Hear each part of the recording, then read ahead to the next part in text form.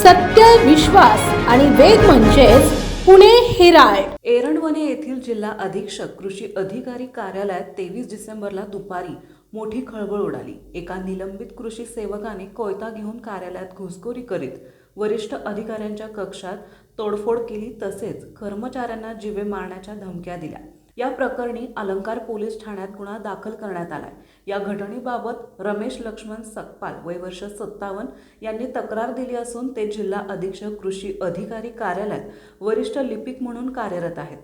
आरोपी सचिन कांबळे यांची 26 मार्च 2013 रोजी कृषी सेवक म्हणून राजगुरू येथील जिल्हा मध्यवर्ती फळ रोप वाटिकेत नियुक्ती झाली होती। मात्र नियुक्तीनंतर 6 महिन्यात जात वैधता प्रमाणपत्र सादर न केल्यामुळे त्यांची सेवा थांबवण्यात आली होती। नंतर प्रमाणपत्र सादर केल्यानंतर त्यांना पुन्हा कामावर घेण्यात आले आणि पदोन्नतीही देण्यात आली। यानंतर जून 2016 पासून आरोपी कामावर गैरहजर राहू लागला।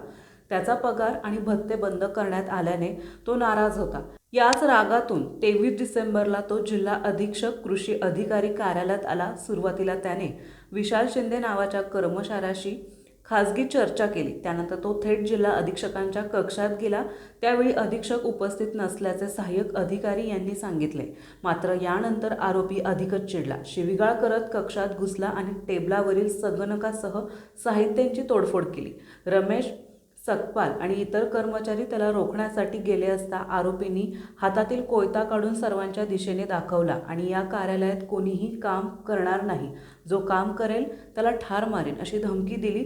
भीतीमुळे कर्मचाऱ्यांनी तत्काळ 112 आणि 100 क्रमांकावर पोलिसांना माहिती दिली। काही वेळातच पोलीस घटनास्थळी दाखल झाले आणि आरोपीला ताब्यात घेतले। त्याच्याकडून कोयता जप्त करण्यात आला। पोलिसांच्या माहितीनुसार जात वैधता प्रमाणपत्र वेळेत सादर न केल्याने 17 जुलै 2014 मध्ये आरोपीला निलंबित करण्यात आले होते। त्यानंतर तो सातत्याने गैरहजर होता।